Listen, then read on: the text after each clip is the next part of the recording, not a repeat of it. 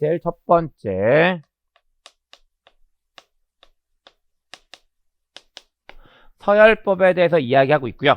이 서열법 자체에 대한 내용들은 이미 여러분들 직무평가 쪽에서도 보셨어요. 그러면 똑같은 의미를 가지겠죠. 직무평가에서 서열법과 인사평가에서 서열법, 방법상의 차이가 있을 이유는 없어요. 단지 서열을 매기는 대상이 직무면 직무평가로서의 서열법, 사람이면 인사평가 방법으로서의 서열법이 된다라고 보시면 되고요. 역시 그런 이유 때문에 서열법은 어떤 특징을 이야기 드렸냐면 주관적이라는 특징을 가지고 있다고 말씀드렸고, 그래서 이 주관성을 완화시키고자 하는 방법에 대해서 말씀드렸습니다. 그리고 일단 직무평가 쪽에서 어떤 방법들을 말씀을 드렸냐면 교대 서열법과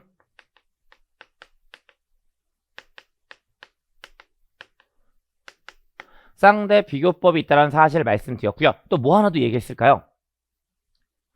위원회 방법이라는 것도 있다는 사실을 말씀드렸고요. 지금 교재상 인사평가 중에는 위원회 방법이 들어가 있지 않긴 하지만 위원회 방법이 들어와도 돼요. 위원회 방법은 들어와도 됩니다. 그 다음에 제가 직무평가 쪽에서 일단 기본적으로 교대 서열법, 쌍대 비교법, 위원회 방법을 설명드린 다음에 나머지 쭉 설명드려서 밑에 걸 다시 한번 위로 올려드린 것도 있었죠. 그게 바로 뭐였을까요? 요소 비교법이라는 것이 있었고요. 그 요소 비교법 키워드만 다시 한번 떠올려 보시면 기준 직무, 상호 비교. 근데 이 상호 비교는 요소별로 비교할 거고 임금을 결합시킬 거다라는 사실을 말씀드렸잖아요. 그리고 걔네들이 직무평가로서의 서열법에 대한 주관성을 완화시키기 위한 방법으로 설명될 수 있다고 말씀드렸는데 그 요소 비교법은 직무평가에서만 쓰는 거라서 여기에 쓸 수는 없어요. 여기에 쓸 수는 없습니다. 근데 또 역시 직관적으로 가보면 인사평가의 서열법에서도 각 인적 자원을 평가하기 위해서 요소별로 비교하는 방법이 있겠죠. 있을 거예요. 그리고 그러한 방법을 우리는 뭐라고 이름 붙여주냐면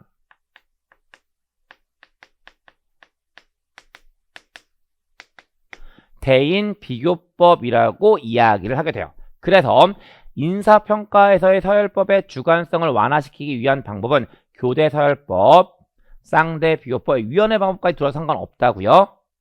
그런데 직무평가에서는 요소 비교법이지만 인사평가에서는 대인 비교법이 들어온다라고 보시면 되고요. 결국 요소 비교법은 직무평가에만 해당하는 방법이고 대인 비교법은 인사평가에만 해당하는 방법이라고 보시면 되는 거예요. 그래서 그렇게 정리하시면 서열법에 대한 내용들 다 정리해서 말씀드린 거고요. 그 다음에 두 번째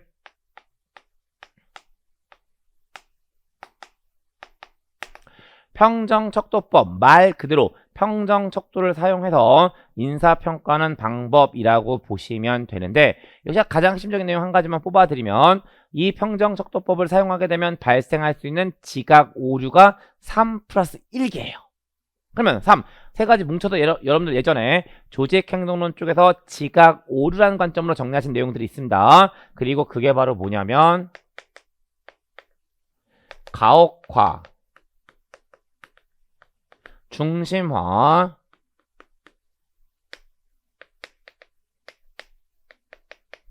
관대화 경향이라는 거고요. 평정척도법을 사용하게 되면 가혹화, 중심화, 관대화 경향이 발생할 수 있다는 거고요. 하나 더 뭐라고 말씀드릴 수 있냐는 건데 이건 제가 이거 설명 드릴 때 그때 예로서 평정척도법 자체를 예로 든 적 있죠. 그리고 그게 바로 뭐였냐면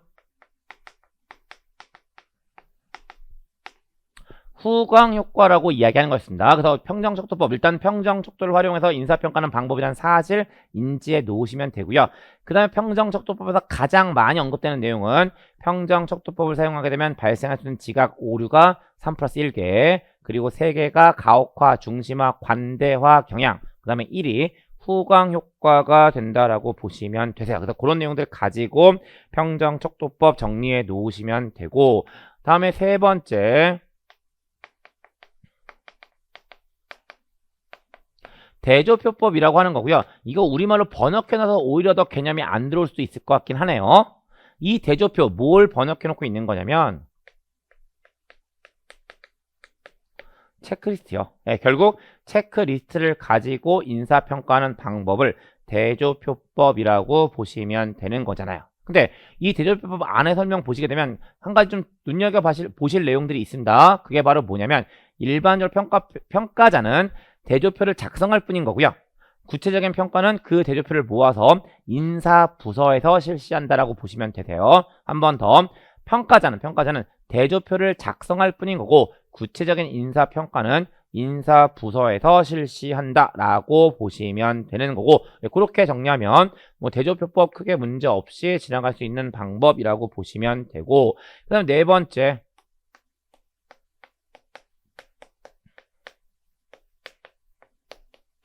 중요사건 기록법이라는 것에 대해서 이야기하고 있고요. 일단 여러분들 이 중요사건 기록법이라는 표현을 한번 보신 적 있으세요? 뭐 때문에 보셨을까요?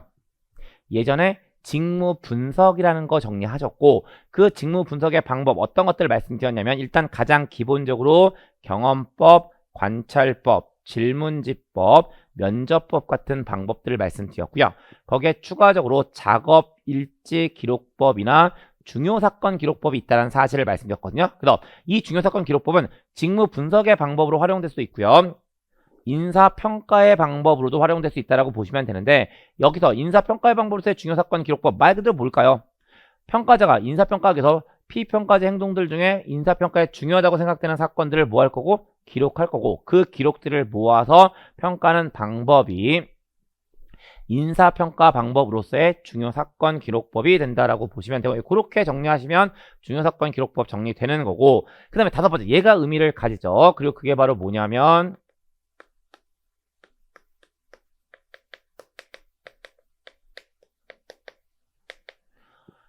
행동기준평가법이라고 하는 거고요. 영문 약자로 바스라고 이야기하는 방법이 돼요. 그 얘는 좀 정리해 놓으실 필요성이 있는데 먼저 바스 개념부터 말씀드리면 이 바스라는 것은 두 가지 방법이 결합돼서 변형되어 있다라고 보시면 되는데 그 두 가지가 바로 뭐냐면 좀 전에 정리하신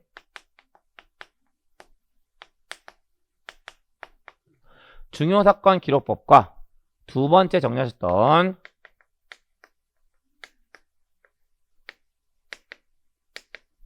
평정척도법이라고 이야기하는 두 가지가 결합해서 변형되어 있는 방법이라고 보시면 되세요. 그래서 그거 하나 정리하시는 거고 근데 그러다 보니까 이제 평정척도법을 쓰고 있는 거고요.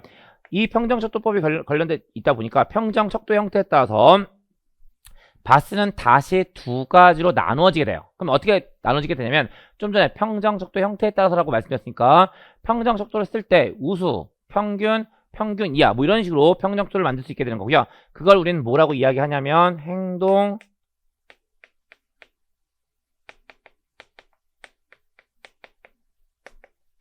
기대평가법이라고 하는 거고요. 이 기대가 expectation의 약자가 돼서 BES라고 이야기하는 것을 의미한다라고 보시면 되는 거죠. 그 다음에 이 평정척도를 어떻게 쓰는 경우도 있냐면 빈도라는 것을 기준으로 쓰는 경우도 있게 되는 거고요. 그걸 우리는 행동관찰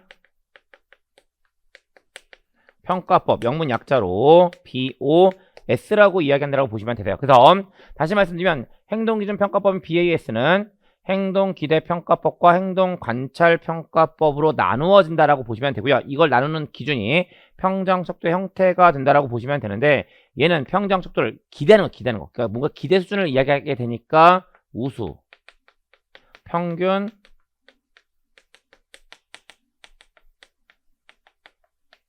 평균 이하 뭐 이런 느낌을 가지고 평정척도를 만드는 경우라고 보시면 되고요.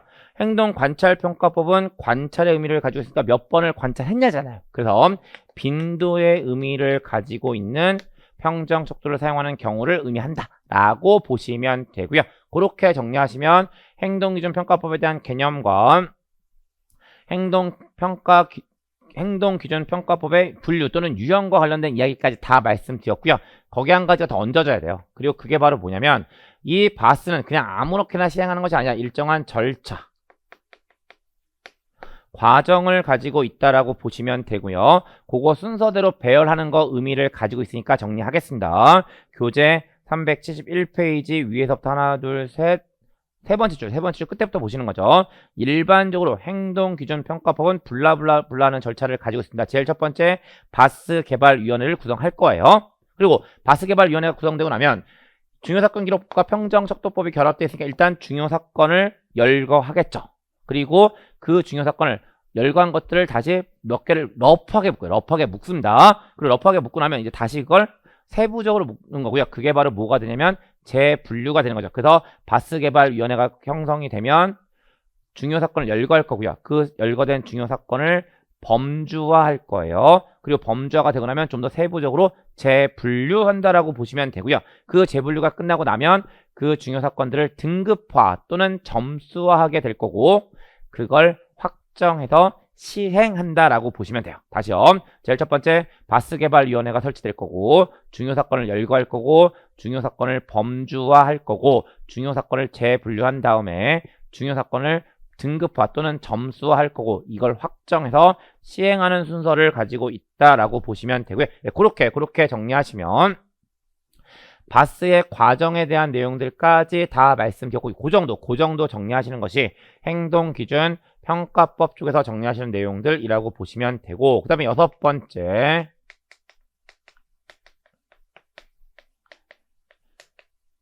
목표관리법 MBO라고 이야기하는 거고 여기에 대한 개념은 이미 여러분들 다 가지고 계시죠. 예전에 파트 1 경영학 입문 제3장 경영관리 제1절 계획화라는 거 이야기하면서 MBO라는 것에 대한 개념 정리했고요. 그 MBO는 보상 배분과 관련돼 있기 때문에 인사평가의 방법으로 활용될 수 있다는 사실 이미 그때 제가 한번 언급해 드렸어요. 그래서 다시 한번 여기에 등장하고 있다라고 보시면 되는 거니까 MBO, 목표관리법에 대해서는 역시 추가적으로 드릴 말씀은 없다라고 보시면 되고요. 그 다음에 일곱 번째 뭐에 대해서 이야기하고 있냐면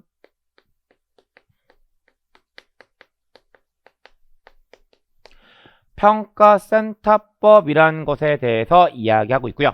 이 평가센터법이라는 것 역시 여러분들 처음 보고 계시는 거 아니십니다. 언제 보셨을까요? 예전에 선발 도구의 유형이라는 거 말씀드리면서 어떤 내용들을 보셨냐면 바이오 데이터 분석이라는 것에 대해서 이야기를 했고요.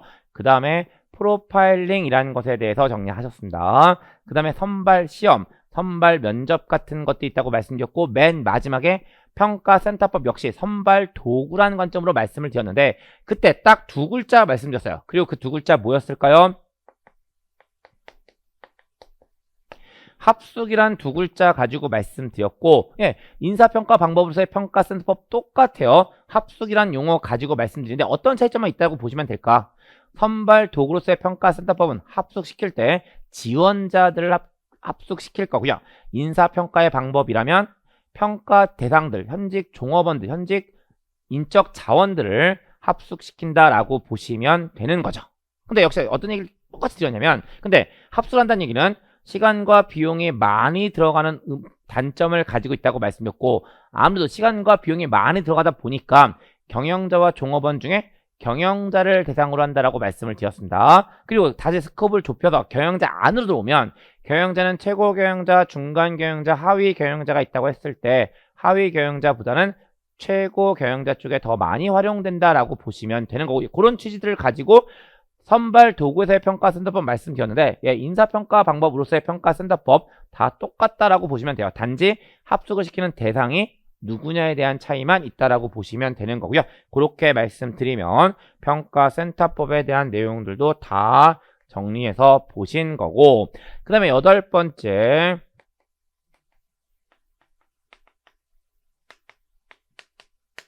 자율서술법이라는 것에 대해서 이야기하고 있고요.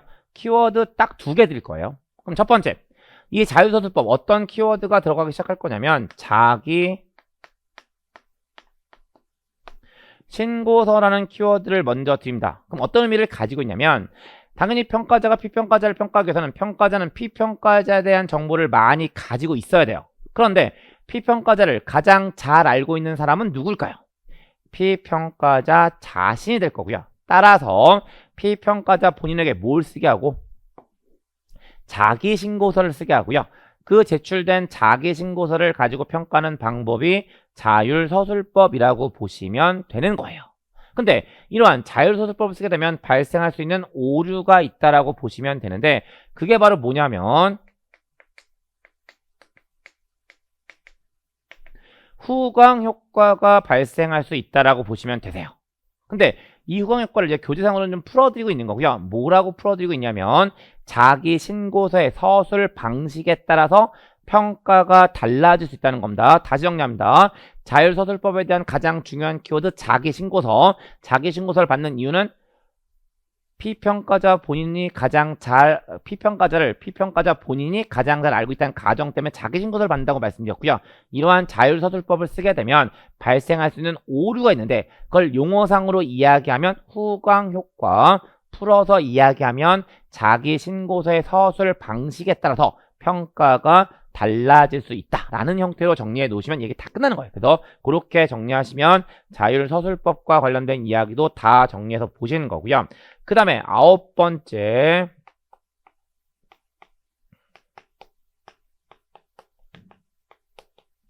강제할당법이라고 이야기하는 거고 얘 역시 정리를 좀 잘 해 놓으실 필요가 있는 내용이 되죠. 그럼 일단 강제할당법 아주 구체적인 얘기 하지 않았는데 말 그대로 강제로 할당할 거잖아요. 그러면 강제로 할당한다는 이야기는 한쪽으로 몰아주는 건 불가능하다는 의미를 가지고 있으니까 강제할당법 기본적으로 깔고 가는 게 하나 있어요. 한쪽으로 몰아주지 못한다? 한쪽으로 몰아주는 가장 대표적인 오류 세 가지 뭘까요? 가혹화, 중심화, 관대하잖아요. 근데 강제로 할당할 거니까 한쪽으로 몰아주지 못할 테니까 강제할당법은 기본적으로 가혹화, 중심화, 관대화 경향을 어느 정도 방지할 수 있다는 이야기를 깔고 가는 겁니다. 그래서 그거 하나 정리하시는 거고요. 그 다음에 이제 개념적으로 넘어갔을 때 이 강제할당법은 가정 하나를 가지고 있어요. 어떤 가정 하나를 가지고 있냐면 피평가자 집단의 성과 분포가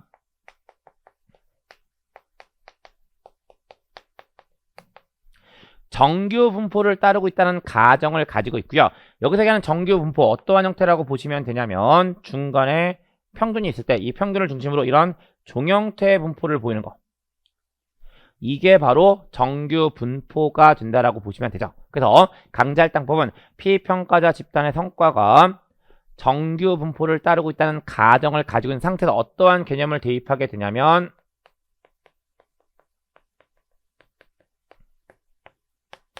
상대평가를 도입한다라고 보시면 되고요. 결국 상대평가라는 것은 이렇게 구간을 나눠서 여기는 A등급, 여기는 B등급, 여기는 C등급, 여기는 D등급을 주는 형태, 그게 바로 강제할당법이라고 보시면 되겠죠. 그래서 강제할당법 설명할 때 가장 대표적인 키워드는 정규 분포와 상대평가가 된다라고 보시면 되세요. 근데 이것 때문에 또 출제자가 사용하는 표현들이 있어요. 그럼 결국 이 강제할당법은 항상 사용하는 방법은 아니고요. 써서는 안 되는 경우가 있을 거예요. 그리고 어떤 경우에 써서는 안 될 거냐면 피평가자 집단의 분포가 정규 분포를 따르고 있지 않다든가 절대평가를 해야 되는 경우는 쓰지 않아야 되는 거죠. 그러면 피평가자 집단의 성과 분포가 정규 분포를 따르고 있지 않다는 것은 어떠한 형태를 가지고 있냐면 이런 형태의 분포나 이런 형태의 분포를 가지고 있다는 거죠. 그리고 이건 어떤 의미를 가지고 있냐면 피평가자 집단이 전반적으로 우수하거나 전반적으로 열등한 경우를 의미한다라고 보시면 되고요. 이러한 경우에는 강제할당법은 적합하지 않다고요. 다시 한번 말씀드립니다. 강제할당법은 피평가자 집단이 전반적으로 우수하거나 전반적으로 열등한 경우에는 적합하지 않습니다. 그리고 전반적으로 우수하거나 전반적으로 열등하다면 상대평가보다는 절대평가가 더 적합한 방법이 되겠죠. 그런 느낌들 가지고 정리하시면 되고요. 다시 한번 전체적으로 보시면 일단 강제할당법을 사용하게 되면 방지할 수 있는 지각 오류 세 가지 가혹화, 중심화, 관대화 경향이 있다라고 말씀드렸고요.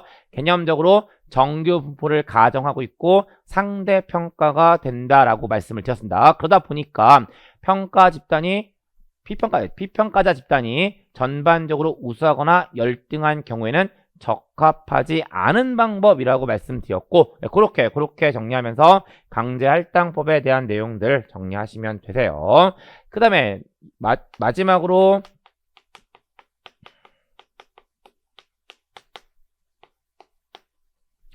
다면평가 제도라고 이야기하는 거고요. 이 다면평가 제도 말 그대로 다양한 방면에서 평가가 이루어지는 것이 다면평가 제도라고 보시면 되는데 어떤 의미를 가지고 있냐면 그 전통적인 인사평가는요. 상급자가 하급자를 평가하는 형태가 일반적인 형태였어요. 근데 그렇게 평가하다 보니까 너무 일방통행적인 인사평가가 이루어지더라는 거죠. 그리고 그걸 보완할 목적으로 다양한 사람들이 평가자로 참여하게 되는 거고 그러한 인사평가 방법을 우리는 다면평가 제도라고 하는데 그러면 어떤 사람들이 평가자로 참여할 수 있냐면 일단 피평가자 본인이 평가자로 참여할 수 있습니다. 그 다음에 전통적인 평가자인 상급자가 평가자로 참여할 수 있을 거고요. 그 다음에 피평가자의 동료도 평가자로 참여할 수 있어요. 심지어 피평가자의 하급자도 평가자로 참여할 수 있고요. 조직 밖에 있는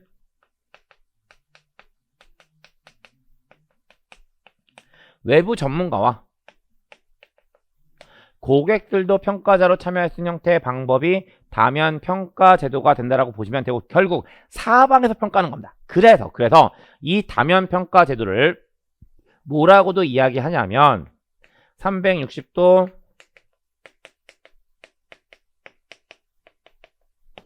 성과 피드백이라고도 이야기를 하게 된다라고 보시면 되는 거고 예, 그렇게 정리하시면 다면평가제도에 대한 개념적인 측면 다 말씀을 드렸는데 역시 이런 다면평가제도에 대한 몇 가지만 좀 얹어드리면 일단 가장 이상적인 평가 방법이라는 평가를 받긴 하죠. 근데 역시나 이 다면평가제도 역시 몇 가지 단점들을 가지고 있다라고 보시면 되는데 크게 두 가지 정도만 말씀드리면 그냥 이렇게 평가하다 보니까 시간과 비용이 많이 들어간다라는 단점을 가지고 있을 거예요. 그 다음에 또 한 가지 이거 제가 종종 자주 말씀드린 내용이긴 한데 일반적으로 다면평가제를 하게 되면 피평가자 입장에서 인사평가로 인해 받는 스트레스를 증가시킬까요? 감소시킬까요?